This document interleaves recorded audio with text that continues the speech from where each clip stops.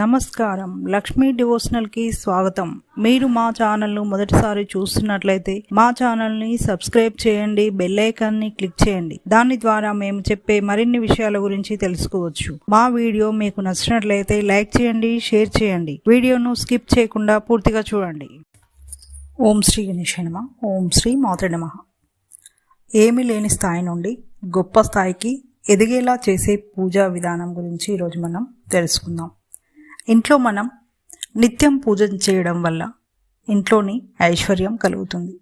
ఇంట్లోనే ఉన్నటువంటి ప్రతికూల శక్తులు తొలగిపోతాయని శాస్త్రాలలో చెప్పబడింది. మనం నిత్య జీవితంలో నియమాలను పాటించడం చాలా ముఖ్యం. కొందరు పూజ సమయంలో తెలిసో తెలియక కొన్ని తప్పులు చేస్తుంటారు. దీనివలన పూజ చేసిన వారికి పూజ ఫలం లభించదు, పూజ అసంపూర్ణంగా ఉంటుంది.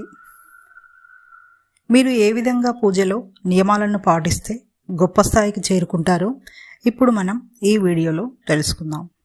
మీరు పూజ చేసేటప్పుడు మీ ముఖాన్ని తూర్పు లేదా ఉత్తరం వైపు ఉండాలి. గంట, ధూపం, దీపం మొదలైన వాటిని మీ కుడి వైపున ఉంచాలి. పూజ సమయంలో పూజకు ఉపయోగించే పళ్ళు, పువ్వులు, శంఖం, నీటితో నింపినటువంటి చెంబు వంటి వస్తువులు మీ ఎడమ వైపున ఉంచాలి. ఇలా చేయడం ద్వారా ఇంట్లో ప్రశాంతత ఏర్పడుతుంది. ఐశ్వర్యం, ఆరోగ్యం, ఆనందం ఆ ఇంట్లో వెల్లువిరుస్తాయి. మన ఇంటిని, మన పరిసరాలను శుభ్రంగా ఉంచుకోవాలి. ప్రతినిత్యం దీపారాధన చేయాలి. స్త్రీలు దీపారాధన సమయంలో దుస్తుల విషయంలో జాగ్రత్తలు పాటించాలి. ఎప్పుడు పడితే అప్పుడు వేసుకున్న దుస్తులతో దీపారాధన చేయకూడదు. అలా చేసిన పూజ ఫలం దక్కదు.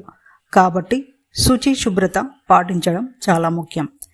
ఏ ఇంట్లో అయితే దీప ధూప నైవేద్యాలు దైవనామాన్ని స్మరిస్తారో ఆ ఇంట్లో పాజిటివ్ ఎనర్జీ ఏర్పడుతుంది.